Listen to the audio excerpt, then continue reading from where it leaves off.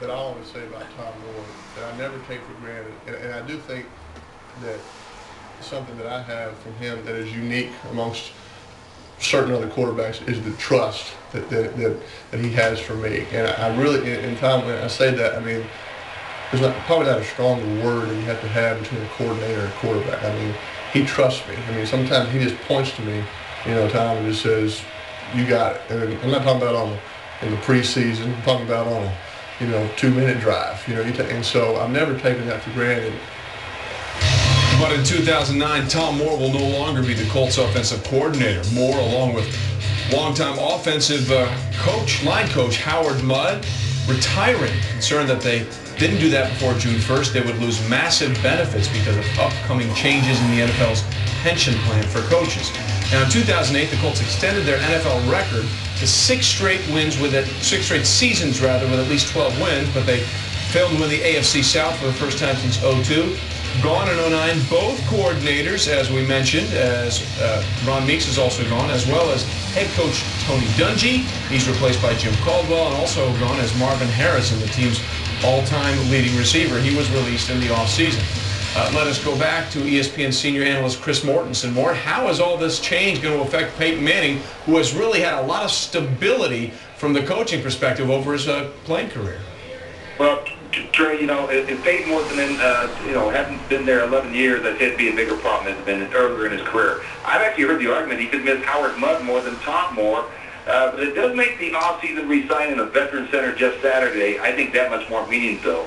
And then you also look at Clyde Christensen as the presumptive offensive coordinator. He's the receivers coach, and head coach Jim Caldwell has an offensive background. You take Peyton's experience, his ambition. We could see a few new twists in the offensive scheme this year. But you look at Moore and Mudd. Mudd captured a chemistry that was unique between the coordinator and line coach. Tom Moore, no ego, always about the players. And Howard Mudd, sort of a mad scientist who created the chemistry and the cohesiveness of an offensive line in total harmony with Peyton Manning. That's tough to replace. Well, it certainly will be, Mort. And by the way, congratulations on joining the Twitter generation, twitter.com/Mort Report. Yes, ladies and gentlemen, Chris Mortensen is everywhere.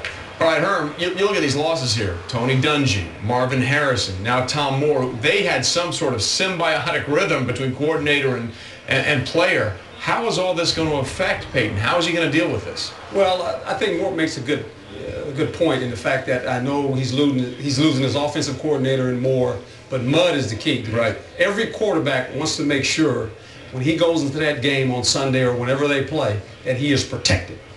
And Howard Mudd is a fantastic offensive line coach. There's no doubt about it. Been in the league a long time. He's done a great job with that offensive line and the protection of Peyton Manning. So that's going to be the key. I think the play calling, Peyton Manning knows this offense like the back of his hand.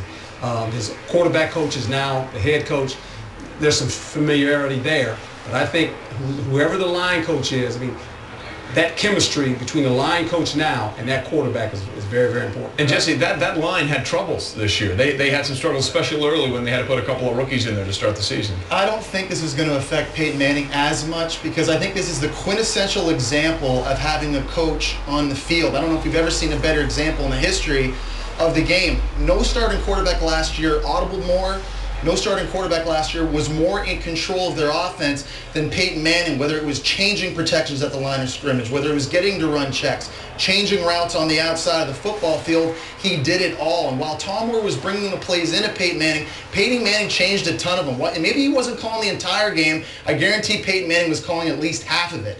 Now, is Peyton Manning going to miss the calming influence and the leadership of Tony Dungy on the sidelines? Absolutely. And is Peyton Manning going to miss the strategy sessions in between series with Tom Moore's only offensive coordinator in the National Football League on the sidelines?